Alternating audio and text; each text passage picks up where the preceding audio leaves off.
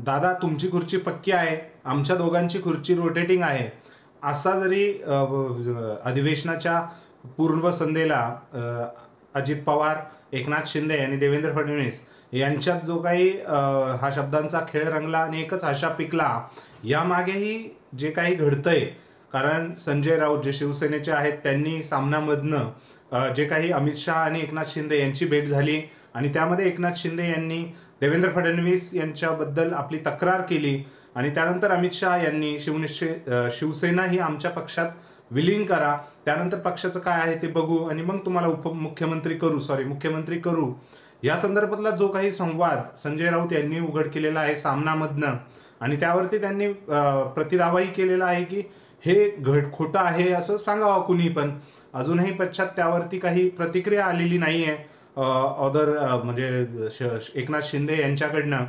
तरीही म्हणजे जे काही राजकारणात चाललेलं आहे आणि एकनाथ शिंदे यांच्यावरती आपण मागेच व्हिडिओ बनवला होता की भाजपला शिंदे नकोसे, या सर्व गोष्टींचा आढावा आपण या व्हिडिओमधनं घेण्याचा प्रयत्न करणार आहोत. कारण एकनाथ शिंदे जेव्हापासनं विधानसभेचा रिझल्ट लागलाय, जागा येऊनही त्यांच्या पदरी म्हणजे उपमुख्यमंत्री पद आलं, कारण त्यांच्या नेतृत्वात निवडणूक लढवली गेली आणि त्यानंतर जे काही त्यांच्या मंत्र्यांच्या बाबतीत आता जे काही डिसिजन आपल्याला बघायला मिळत आहेत त्यावरनं आणि अमित शहा आणि एकनाथ शिंदे यांची भेट झाली, ह्यावरनं काही गोष्टी राजकारणात 1-2 महिन्यात आपल्याला म्हणजे नवीनच ऐकायला मिळालं तर क्वचितच म्हणजे वेगळं वाटू नये. काय आहेत पॉसिबिलिटी आणि काय आहे त्या मागची पार्श्वभूमी आपण व्हिडिओमधनं जाणून घेणार आहोत. तत्पूर्वी चॅनलला सबस्क्राईब केलं नसेल तर सबस्क्राईब करा, व्हिडिओ आवडल्यास लाईक करा आणि तुमचे विचार कमेंट सेक्शनमध्ये कमेंट करून नक्की कळवा. एकनाथ शिंदे हे भाजपवरती नाराज आहे, महायुतीत नाराज आहे, हे आपल्याला जेव्हा विधानसभेच्या निवडणुका लागल्या आणि त्यानंतर जे काही मंत्रिपदाबाबत जी डीलिंग होती त्यामध्ये एकनाथ शिंदे कुठेतरी बाहेर फेकले गेले असंच वाटलं, कारण त्यांनी त्या संदर्भात पूर्ण 3 वेळेस आपल्या गावी गेले. भरपूर वेळेस संजय शिरसाट जे एकनाथ शिंदे यांच्या पक्षाचे नेते आहेत, शिवसेनेचे पक्षनेते आहेत, त्यांनी सांगितलं होतं की एखादा मोठा निर्णय घ्यायचा असला की शिंदे गावी जातात. ह्या सर्व गोष्टींचं आपण जर बघितलं तर मुख्यमंत्री पदासाठी एकनाथ शिंदेंना थोडा झुकतं माप घ्यावं लागलं.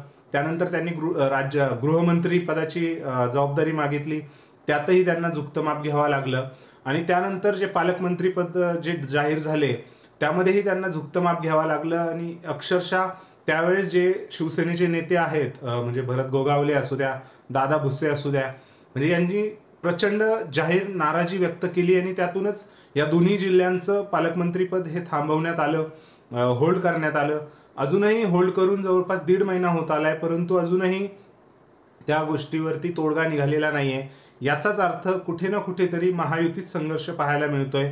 महायुतीत म्हणण्यापेक्षा एकनाथ शिंदे आणि भाजप, शिवसेना, एकनाथ शिंदे गट आणि भाजप यामध्ये प्रकर्षाने संघर्ष आहे, हे म्हणजे डावलून समजणार नाही. आणि त्यातच आता पुढे अजून एक गोष्ट झाली की आरोग्यमंत्री तानाजी सावंत, ज्यावेळेस मागचं एकनाथ शिंदे मुख्यमंत्री होते त्या टर्म्समध्ये तानाजी सावंत यांनी आरोग्यमंत्री असताना काही टेंडर्स काढली होती. त्या टेंडर्सवरती जेव्हा आरोप झाला की भ्रष्टाचार झालेला आहे, त्यावरनं आता देवेंद्र फडणवीस यांनी त्या टेंडर्सना सर्व रद्द केलेली आहे, स्टे आणलेला आहे. सो ह्यामुळे रोहित पवार जे राष्ट्रवादी काँग्रेसचे आहे त्यांनीही यावरती एक मुख्यमंत्री यांचं हे केलेलं आहे अभिनंदन की तुम्ही जे चुकीचं घडताय त्याबद्दल स्टँड घेताय.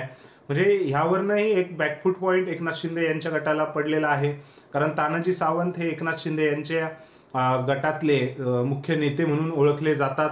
आणि त्यानंतर आता हे जे अधिवेशन आहे, ह्या अधिवेशनामध्ये ज्यावेळेस मुख्यमंत्री एकनाथ शिंदे होते त्यांच्याच राज्यामध्ये त्यांनी ज्यावेळेस बोलताना लाडकी बहिणीबद्दल जे बोलले, त्यानंतर ज्या गोष्टी फिरल्या त्या कुठेतरी एकनाथ शिंदे यांनाही वाटतंय की आपण जो प्रकाश धोतात होतो तो आता कुठेतरी बाहेर पडतोय.